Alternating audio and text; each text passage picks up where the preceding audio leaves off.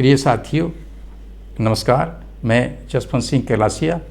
हमारी YouTube channel पाराद लोकतंत्र का अंकुरण में आपका स्वागत है। हमारी इंग्लिश चैनल भी है जिसका नाम है पाराद जर्मिनेट्स द डेमोक्रेसी। हम सोशल मीडिया के अन्य प्लेटफॉर्म पर भी उपलब्ध हैं जिनका वर्णन आप डिस्क्रिप्शन में जाकर देख सकते हैं। इन दिनों हम एक सीरीज आपके सामने प्रस्तुत कर रहे हैं जिसका संबंध हमारे देश में जो कोरोना महामारी का कहर बरपा है इस पे से हम अपने विचार प्रस्तुत कर रहे हैं। इस हेतु हमने एक आलेख तैयार किया है। आज हम इसका दूसरे भाग को आपकी सेवा में प्रस्तुत करेंगे। इस आलेख का हमने शीर्षक दिया है भारत में कोविड-19 महामारी से निपटने के लिए ठोस, सटीक, स्थायी एवं एकीकृत प्रबंध के उपाय करना अनिवार्य है। हम आपकी सेवा में इस आलेख का दूसरा भाग इस तरह से प्रस्तुत करते हैं। पिछले एपिसोड में वर्णित दुर्दशाओं का परिणाम ये होता था कि अचानक हैजा कालरा एक विस्फोटक महामारी की तरह फैलता था और हजारों लोगों की मृत्यु होने लगती थी। लाशों का उचित निर्वर्तन डिस्पोजल न होने के कारण महामारी और भी विकराल हो जाती थी। अफरा तफरी भी मच जाती थी। हैजे का यह बीमारी फिर दूर दूर तक फैलकर लाखों लोगों की जान लेती थी।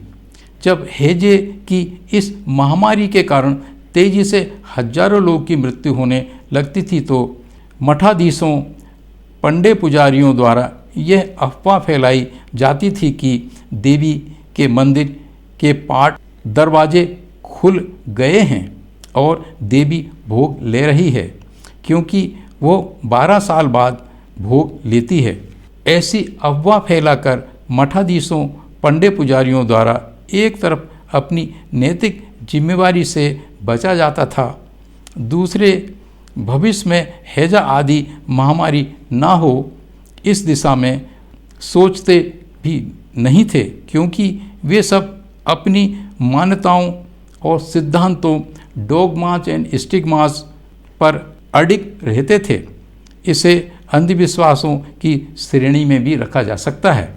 बचपन में हम देखा करते थे कि जब कोई इलाहाबाद, हरिद्वार, ऋषिकेश, बनारस आदि तीर्थ स्थलों की यात्रा के लिए, कुंभ, सिंहस्थ स्नान के लिए निकलते थे तो विदाई के समय कुछ ऐसे संस्कार किए जाते थे जो मृत्यु संस्कार या अंतिम विदाई के संस्कार की तरह होते थे। तीर्थ यात्रा जाने वालों को कफन का कपड़ा तक दिया जाता था। विदाई के समय रोना, विलाप करना भी होता था। हमारे अभिभावकों द्वारा यह बताया जाता था कि चूँकि जिंदा वापस लौटने की संभावना बहुत कम होती थी अतः ऐसा किया जाता था। हमारा ऐसा मानना है कि निश्चय ही पूर्व में वर्णित तीर्थ स्थलों, कुंभ मेले की तरह ही हैजा जैसी महामारियां फैलती होंगी।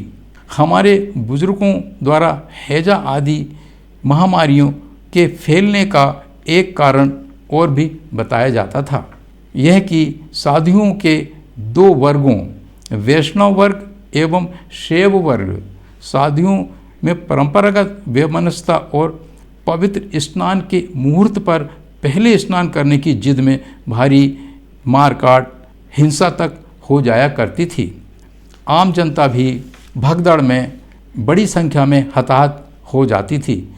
लाशों के उचित निर्वर्तन न होने के कारण एवं उचित हाइजीनिक अवस्थाओं के अभाव में हैजा आदि महामारियां एक विस्फोटक की तरह फैलती थीं। हजारों लोग मारे जाते थे। यहाँ भी देवी देवताओं के भोग लेने वाली बात कही जाती थी और अपनी जिम्मेवारी से पल्ला झाड़ लिया जाता था। दूसरा मामला है चेचक का, जिसे इंग्लिश में स्मॉल पॉक्स कहते हैं। 60-70 वर्षों पूर्व तक तो इस बीमारी को माता अर्थात देवी माता ही कहा जाता था। भारतीय शासक वर्ग इस महामारी को इसके टीके वैक्सीन के आविष्कार के पहले तक दैवीय प्रकोप ही मानते थे और इससे निजात पाने के लिए अनेक प्रकार के खर्चीले कर्मकांडों और टोने टोटकों को करने की सलाह देते थे। इस महामारी में बच्चों की मृत्यु होने की दर बहुत अधिक थी। जो जीवित बचते थे वे अंधे, काने एवं कुरूप हो जाया करते थे। विभिन्न खर्चीले अनुष्ठानों को कराने से ब्राह्मणों एवं वैश्यों को बहुत अधिक लाभ होता रहता था, क्योंकि चेचक की महामारी प्रायः हर वर्ष गर्मी की ऋतु में फैलती थी, जबकि चेचक के प्रकोप से काफ़ी सीमा तक हाइजीनिक वातावरण, साफ सफाई रखकर, भौतिक दूरी, फिजिकल डिस्टेंस, पृथक्करण, आइसोलेशन, क्वारंटाइन के नियमों का पालन करके स्वच्छ हवादार वातावरण बनाकर बचा जा सकता था। लेकिन भारतीय शासक वर्ग का इस ओर ध्यान ही नहीं जाता था कि वो आम जनता को इन बातों को समझाए, बताए।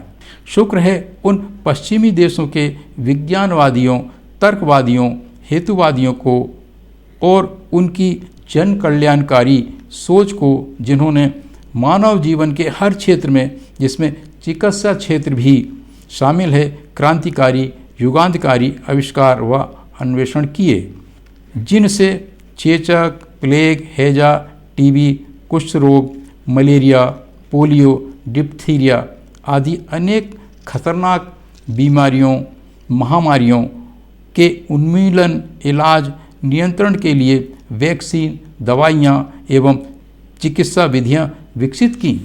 लेकिन जैसे ही भारत में विज्ञानवादियों, तर्कवादियों, हेतुवादियों की चर्चा होती है तो भारतीय शासक वर्ग को बिच्छू का सा डंक लग जाता है।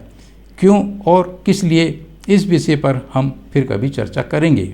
यहाँ एक बात और गौर करने वाली है, विभिन्न खतरनाक महामारियों, बीमारियों के इलाज के लिए वैक्सीन, दवाइयों की खोज के पश्चात उनके प्रयोग अर्थात वैक्सीनेशन कार्यक्रम और विश्व में इन बीमारियों के खात्मे का जो ऐतिहासिक क्रम, क्रोनोलॉजिकल ऑर्डर है, उसका आप अध्ययन करेंगे तो पाएंगे कि भारत में इनका खात्मा बहुत बाद में हुआ, वो भी विश्व स्वास्थ्य संगठन, रेड क्रॉस सोसाइटी एवं अन्य तर्कवादी, विज्ञानवादी, यूरोपीय पश्चिमी देशों के भारी विदेशी फंड, दवाइयों और अन्य दीगर साजो सामान की मदद से भारत में इन महामारियों, बीमारियों के बहुत विलंब से खात्मे के अनेक कारणों में से ये कारण भी थे कि आम गरीब ग्रामीण